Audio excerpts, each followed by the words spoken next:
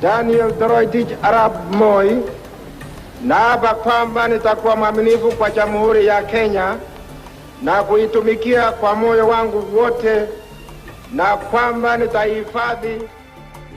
Power can do all sorts of things. When you've got it, then you behave differently from how you are behaving when you're sitting innocently like that, and you won't think you hurt a fly. Get the power, and then you'll be a different terror. Somebody who's using all the sinews in your body to crush others who might be aspiring to occupy the seat you're occupying.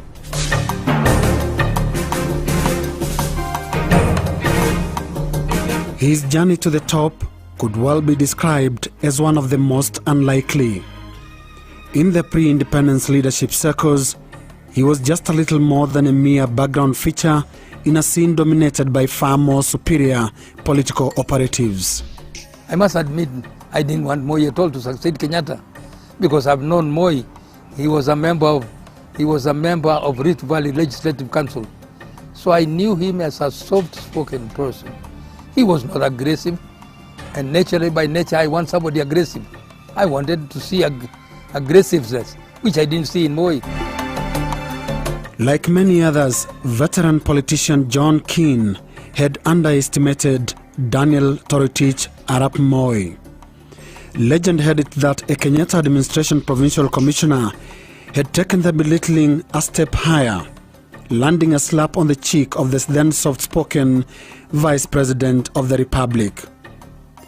But out of being underestimated, Daniel Arap Moi cunningly constructed a platform upon which he rested a rock-solid political career that included an unparalleled 24 years at the helm as President of the Republic.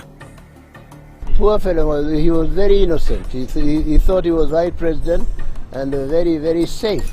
And just like today, I mean, there are quite a number of people who are unaware of what is going behind the scene.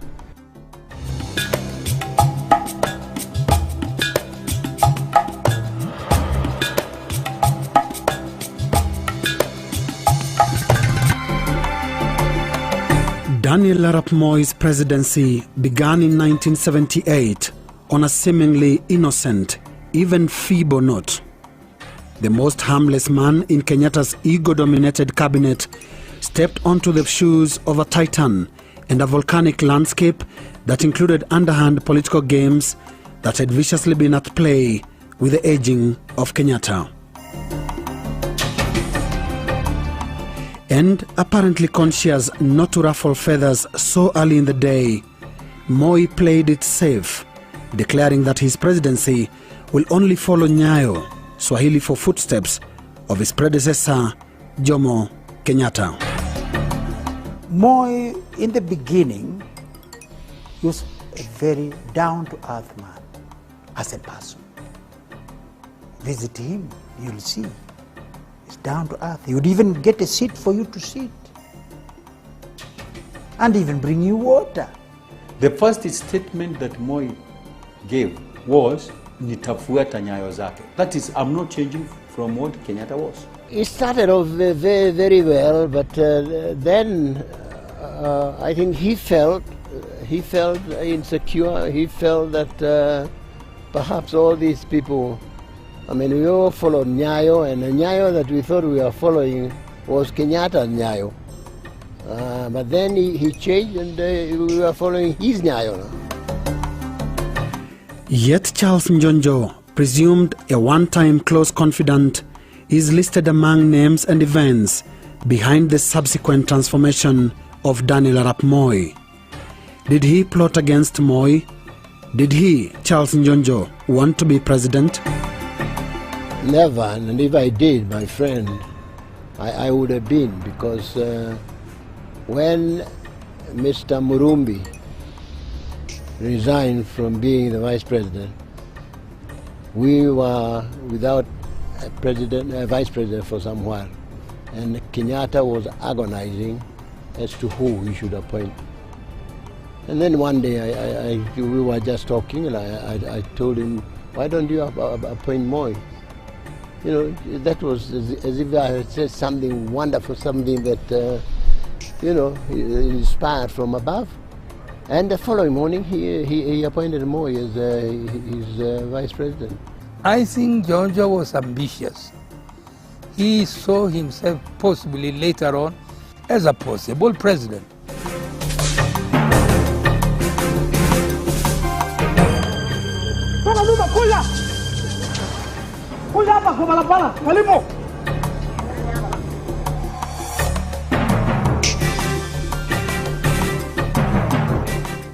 An attempted military coup on the 1st of August 1982 worsened Moi's already insecure status, and from then on, the man was never the same again. We had reached a stage where you looked over your shoulders every time. You were suspicious. You didn't trust even your wife sometimes. He changed immediately. Attempted coup came around. That's what changed Moi to be what we all now know he was. I think that is the first time that Moi's government was threatened, and he definitely woke up to the possibility that that his government could be changed. And I think that is when Moi went out of his way to do everything possible to reconsolidate his government and his rule, using every means possible, including constitutional amendments. The man turned out to be very fastidious, extremely fastidious, that then he started arresting people. Remember, in 1992, he arrested more than 4,000 characters, you know.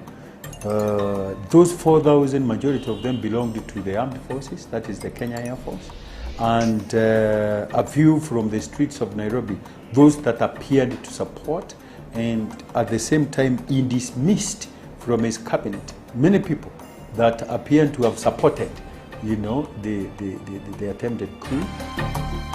With ruthless resolve, Moi swiftly moved to consolidate his power by dismantling all other perceived centers of power, such as Charles Njonjo, and to choke all other supposed avenues to power, such as political parties. So in 1982, we decided that we wanted to form a political party. And so we sat down, we prepared the manifesto, prepared the constitution. And when they heard that we were about to apply for registration, then they rushed the constitutional amendment to introduce Section 2A, which now made the country a de jure single-party dictatorship. That was done within one day, as you know.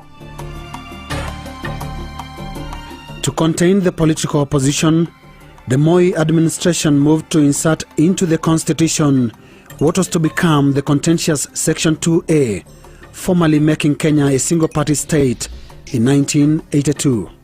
I think the system has been cheated. That if we don't amend that section, Odinga was going to take the matter to court, and that will not, the amendment will not be allowed. So there was a very big rush to amend that particular point. It was moved by Njonjo and seconded by Kibaki. KANU was a yes party. Anything that Moi says or Kenyatta said, it was accepted. It was a yes party. Who could have opposed Kenyatta? Who could have opposed Moi? You risk going to detention because we had detention laws. With the political space shrinking under the post-coup attempt climate, criticism of the Moi regime came from the quarters he least expected. A vibrant atmosphere at the higher institutions of learning, particularly the University of Nairobi, was at its peak, and both lecturers and student leaders were blunt in expressing political opinion. I remember the 1980s because that is when I was at the university early in the 80s, and I recall in 1982, just before the coup attempt, university lecturers, some of whom were my own teachers, were detained under the Preservation of Public Security Act. So I recall that period as being very, very repressive. They immediately arrested one of us, George Anyona, just before we presented the papers. But we remember that this was also preceded by the arrests of several other intellectuals, academia of the university, people like Edward Oyugi, people like Moji Wachira, people like Mukaru Nganga, people like Willy Mutunga, people like Katama Mukangi, Professor Alamin Mazrui.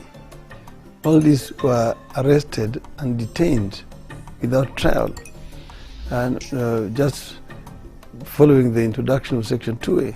The students in the 80s, in the early 80s, were building on a tradition that existed at the university, where the student body was more socially conscious, when in fact, as I recall, a lot of the unrest at the university was, came about as a result of political issues.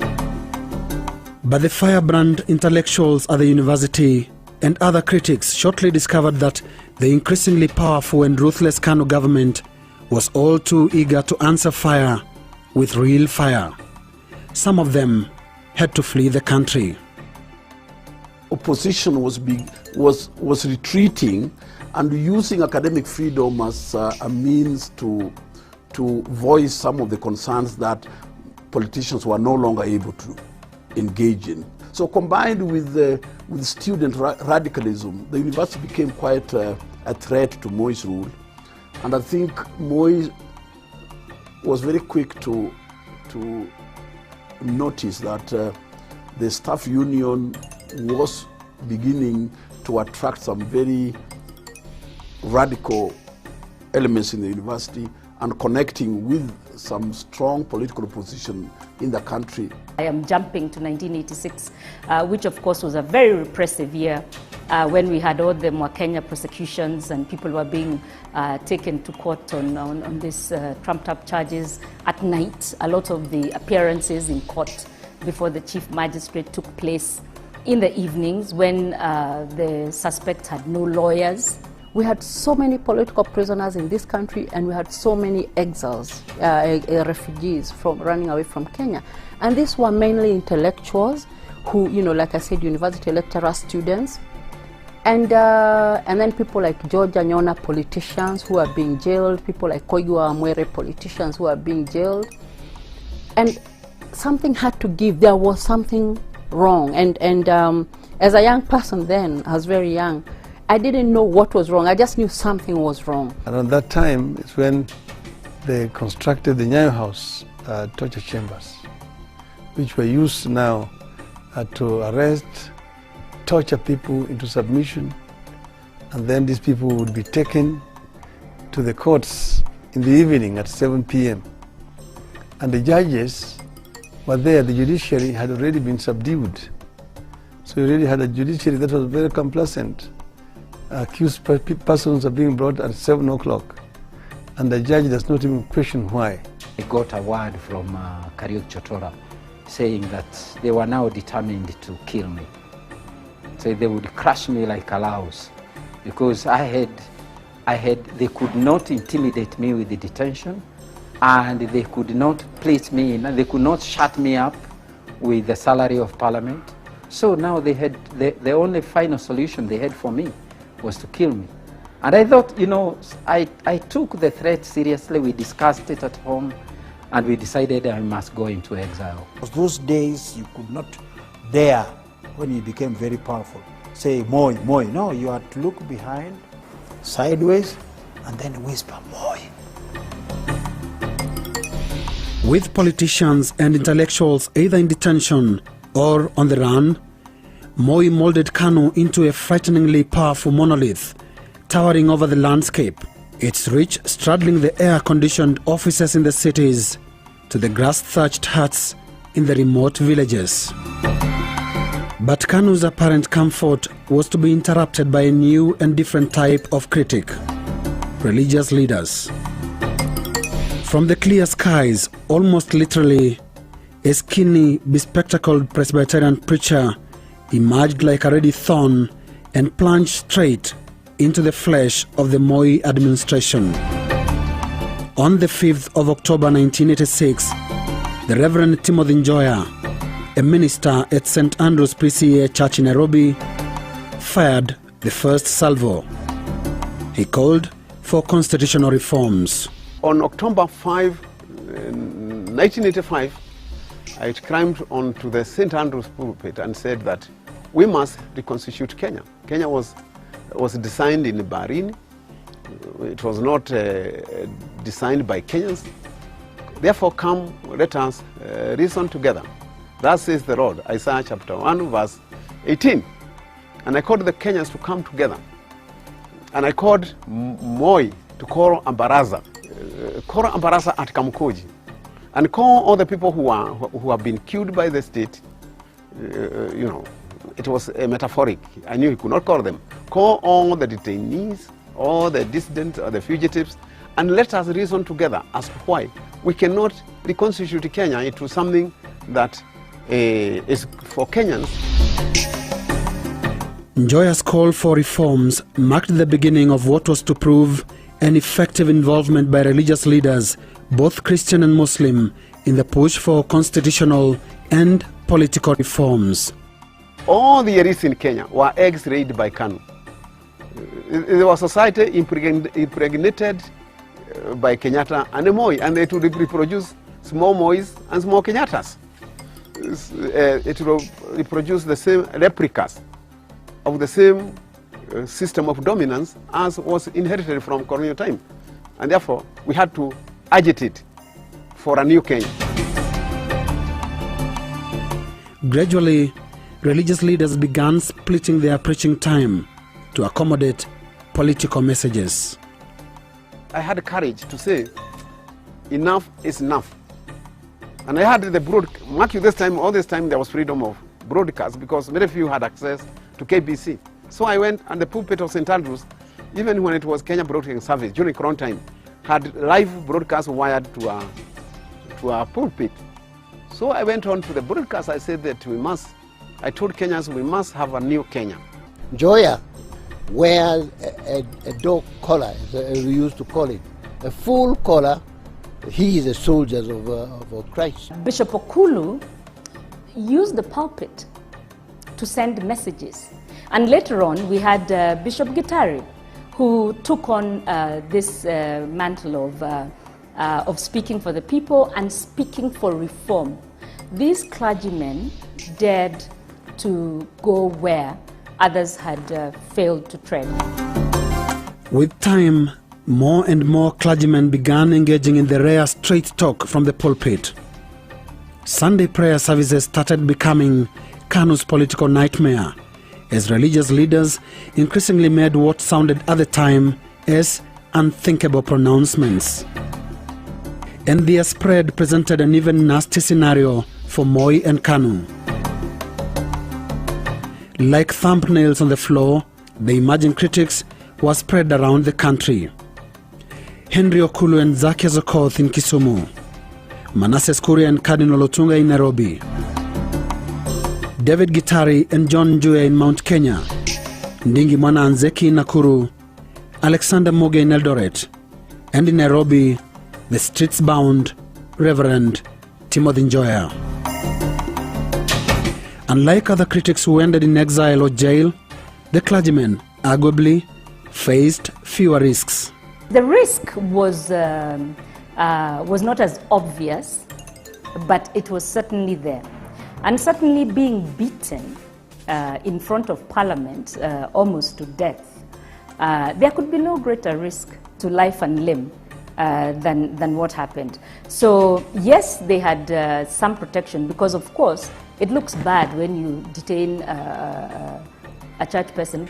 But KANU's reaction to the clergy onslaught remained as dismissive as it was in earlier encounters. Well, the argument would just have, the government is,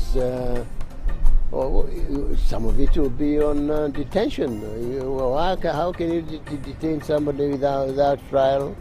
Well, I will tell Okulu, if you want to know, don't use the pulpit to ask questions like that. Ring me or come across to me, and I'll tell you what has happened. Because if you criticize me in the pulpit, I'll criticize you in the House of Parliament. And so we go like this all the time. Events of the late 80s were, however, to prove that the greatest threat to KANU's hold to power was not the clergymen or critics in exile and jails. The biggest threat for KANU came from within. The inner fabric of the mammoth party of Kenya's independence was gradually succumbing to the corrosive effects of the massive political powers it had amassed. Internal democracy had dropped to both tragic and farcical levels, as illustrated by the 1988 Mlolongo or queue voting system.